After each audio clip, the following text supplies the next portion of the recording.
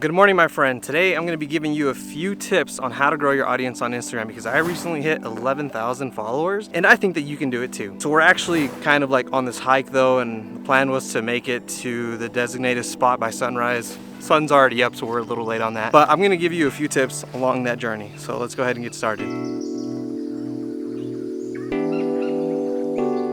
Tip number one is you're going to have to create video content. That's going to be Instagram Reels and also on TikTok. And I know that can be a little bit scary, but once you get started, I promise it will go ahead and get easier. So while you're scrolling through Instagram Reels and through TikTok, be paying attention to what's playing on your page because that's the recommended content that Instagram and TikTok is pushing out.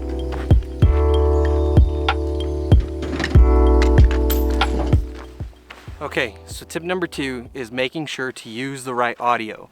As you're scrolling through Instagram Reels and TikTok, make sure to pay attention to the sound. There are trending sounds, and those are the ones that you're gonna wanna use to reach a wider audience. So as you're doing that, make sure to go ahead and save these sounds, and also think of a way on how you can tie that sound to your niche, whether that's photography, graphic design, dancing, whatever it is. Find some sort of way to tie it in with the niche that you are in.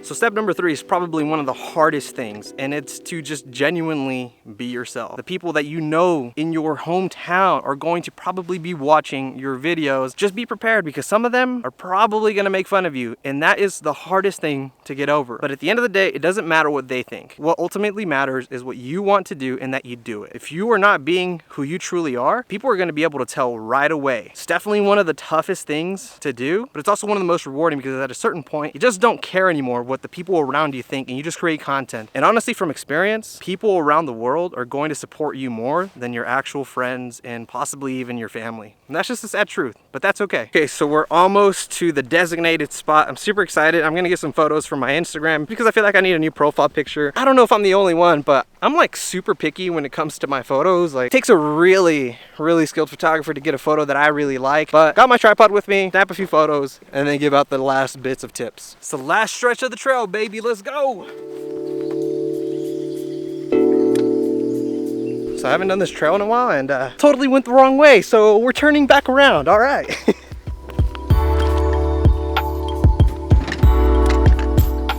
Finally made it to the designated area, but let me go ahead and give you those final tips. But first, gotta show you the incredible view that we're working with here.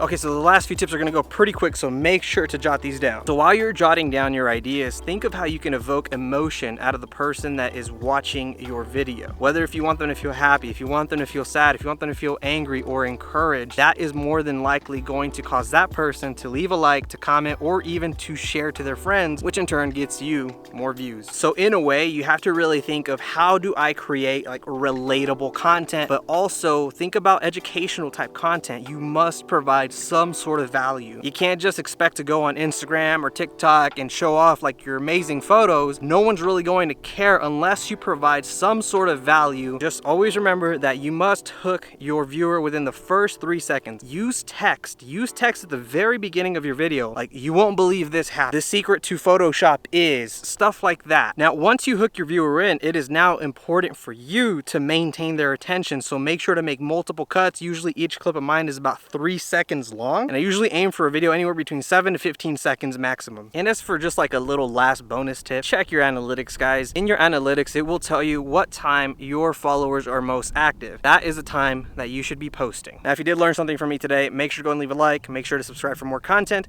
and as always, stay creative, my friend. Now I'm gonna go capture the rest of my photos.